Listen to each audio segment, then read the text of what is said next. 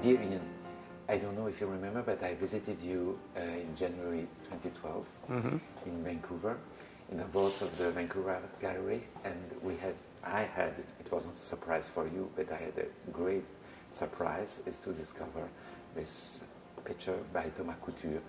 When did it enter in your museum? Actually, it was bought in 1931, which was when the gallery opened. And it was bought with a very specific purpose in mind, because the gallery's collection was built by a man named Harold Athelstan Stone with the advice of the artist Charles Scott. And Mr. Stone wanted what he called a highly finished subject picture for the Vancouver Art Gallery. And so they spent a lot of time looking for this highly finished picture.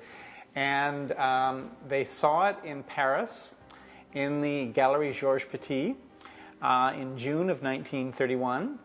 And it was the equivalent of 600 British pounds in price, or 2,000 Canadian dollars. And that was a lot of money, because they didn't have a lot of money to buy pictures. So they thought, well, they would see if they could persuade the wife of one of Vancouver's leading citizens, Mrs. Jonathan Rogers, to give them the money. So they took Mrs. Rogers along to Galerie Georges Petit, and she liked the picture, and so she agreed to write a check. And the Vancouver Art Gallery has a diary that Charles Scott kept of his visit to Paris and his buying of pictures for the gallery, and he says in his diary, "The deal is done." And so this is the picture that they acquired as the big subject picture. It was the largest picture the Vancouver Art Gallery bought in 1931. It was the most expensive picture that was bought in 1931. And it immediately caused a problem in Vancouver, because it had this sort of horrible these moral overtones of dissolute behavior, which was one thing that people didn't like very much in Vancouver. So there's a couple of newspaper articles in the 30s about, people are outraged by this. And the second problem that it had was that they built a new building for the Vancouver Art Gallery in 1931, and it had galleries in the upper level, and in the basement they had a storage room when things weren't on display. But this picture was too large to go down the stairs to the basement. So in order to get it into the gallery storage area, they had to take it out of the front door of the building and walk it around the back of the building and into the basement of the building, which was a problem. And that probably also, the sheer scale of it also probably explains the fact that for a very long time it was without the whole of its frame. And one of the exciting things for me as the curator at the Vancouver Art Gallery is the fact that the painting is not only looks spectacularly better than it did, but it also is going to be seen in its full frame again for the first time in probably 60 years. It's interesting that there was a moral issue, kind of moral issue. Oh yes, yes. In 31, yeah. And that, of course, the people, I guess, didn't know that it should have had a companion piece, which was representing la prière après le travail. Yes. So, it's kind of course, of denunciation yes. of what is happening here, but of course also a fascination for this kind of decadent behavior. Right? Yes, yeah. Yes, yeah. No, I mean, clearly, this was the only French picture they bought at the time. So in that sense, it was because the vast majority of the pictures they bought were English pictures. So to actually go for a French picture, go for a 19th century French picture, of course, in 1931, you would have expected they would have bought an Impressionist picture, but they didn't. They bought, and this partially reflects the extreme conservatism of Mr. Stone, and the fact that it was and I think Mr. Stone liked the kind of moral message that was in this picture. Okay. And so he understood it. Yes, he understood it. He absolutely understood it, and I think Mrs. Rogers did as well, because writing a check in 1931 in the Depression for $2,000 was a big donation.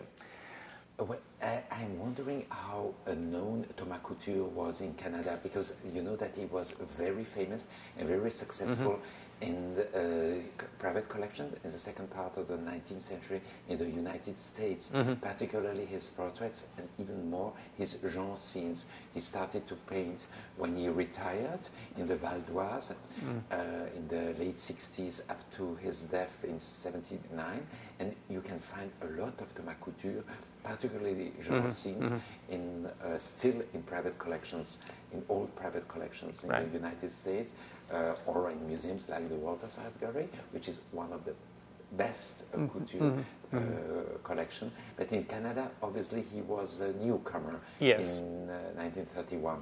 And he was absolutely a newcomer in Western Canada. I mean, this was this, to my knowledge, is the only couture painting that belongs to a museum in Canada. Indeed. Yeah. Indeed.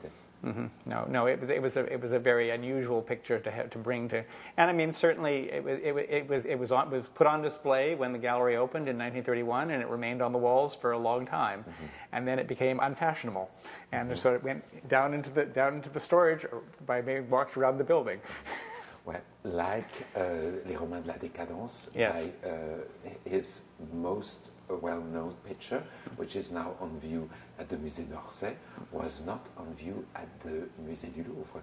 When, for decades and decades, I can remember when I was a teenager, I only knew this picture by reproduction in La Gare des Michards, and we had to wait the opening of Orsay in the mid-80s to discover it facing just his contrary, L'Atelier by Courbet.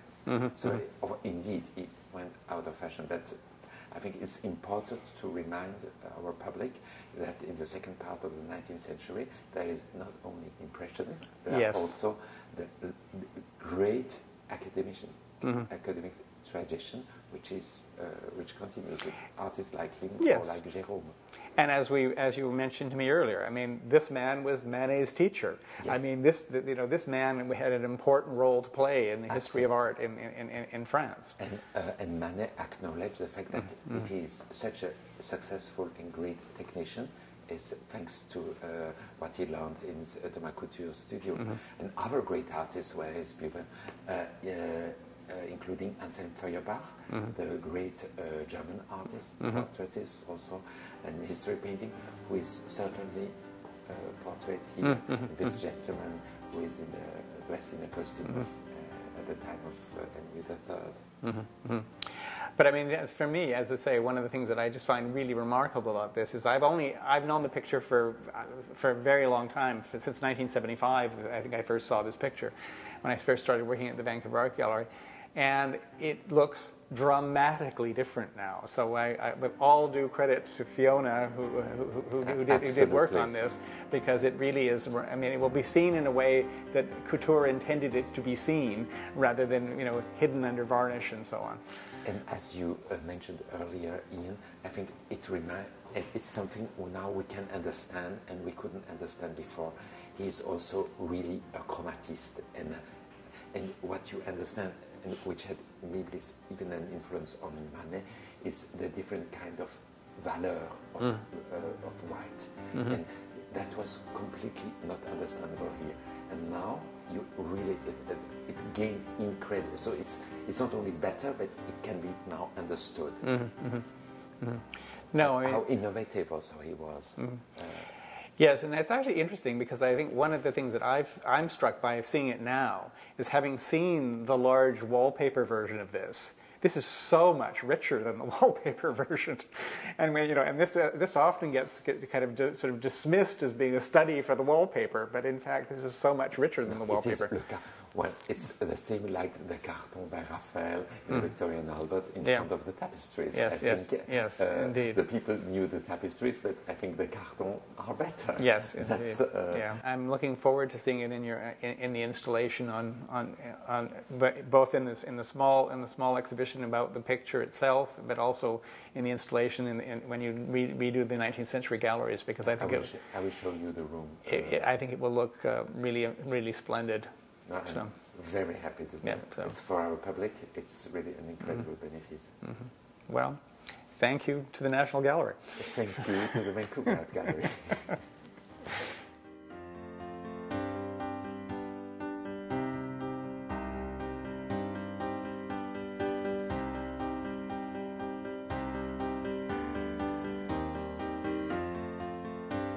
Bye.